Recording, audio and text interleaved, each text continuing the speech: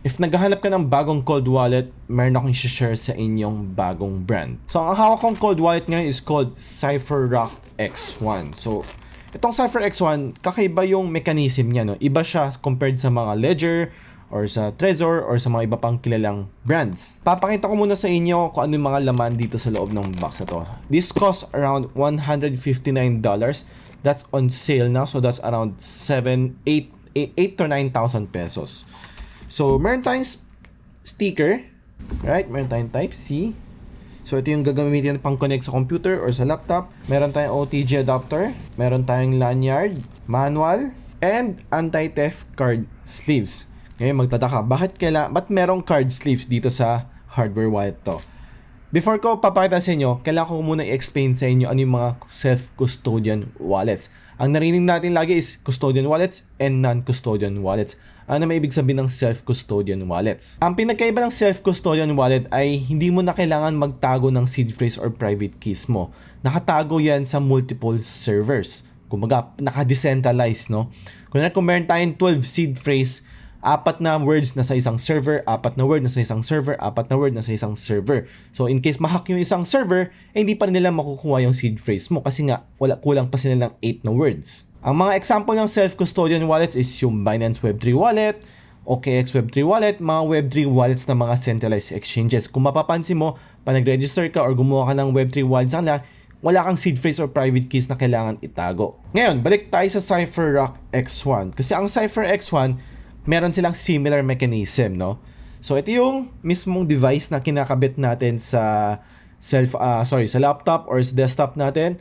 Ito, it's a joystick. It's a 5-direction joystick. Then meron tayong LED dito sa front screen. So kanina in-explain ko yung self-custodian wallets. Meron silang multiple servers para magtago ng seed phrase mo.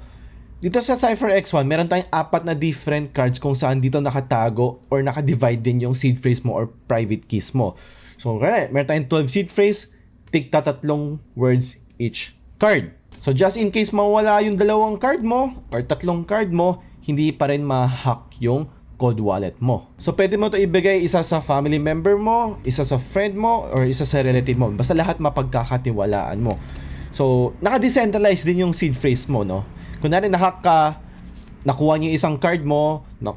Hindi pa rin niya makukuha yung seed phrase mo kasi nga kailangan niya yung 3 cards. Now, paano naman makakapag-transact dito sa CypherRock X1? So, ito yung joystick kanina, ito yung device natin.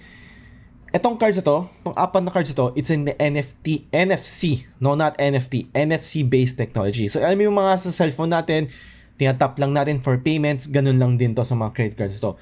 Kung ito yung joystick device natin, itatap mo lang dito yung card, magpo-push through na yung transaction mo. Ganun lang kabilis yun.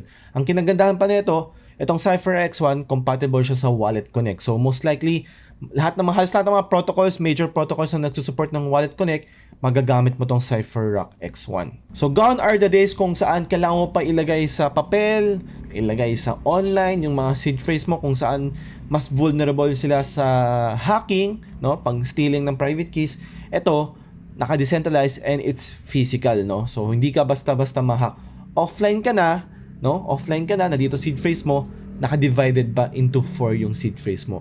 So ganun ka-secure yung seed phrase mo compared sa mga ibang cold wallets. So again, if interested ka dito, it's only $159.